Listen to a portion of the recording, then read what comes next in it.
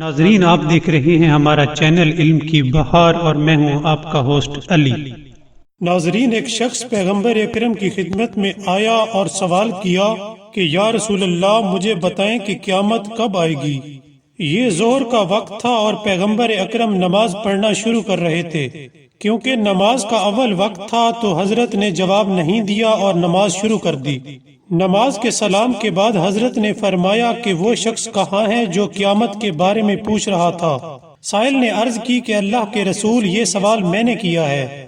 پیغمبر اکرم اس سے مخاطب ہوئے اور کہنے لگے کہ اے بندہ خدا، کیا تم نے قیامت کے لیے اپنا سامان تیار کر رکھا ہے؟ وہ کہنے لگا کہ اے اللہ کے رسول، میرے پاس اور تو کچھ نہیں، لیکن میں خدا اور اس کے رسول کو اپنا دوست رکھتا ہوں۔ تب حضرت نے فرمایا کہ بے شک قیامت کے روز انسان اس کے ساتھ محشور ہوگا جس کو وہ اپنا دوست رکھتا ہو، کیونکہ تو خدا اور رسول کو دوست رکھتا ہے، اس بنا پر تو قیامت کے دن خدا اور رسول کے ساتھ ہوگا۔ اگر تمہارے پاس عمل زیادہ نہیں ہے تو غم کرنے کی ضرورت نہیں، تیرے اعمال کے لیے یہی کافی ہے کہ تو اللہ اور اس کے رسول کو دوست رکھتا ہے اور ان سے محبت کرتا ہے۔ ناظرین، اس واقعے سے ہمیں سبق ملتا ہے کہ بے شک اللہ اور رسول کو دوست رکھنا آخرت میں کامیابی کی ضمانت ہے۔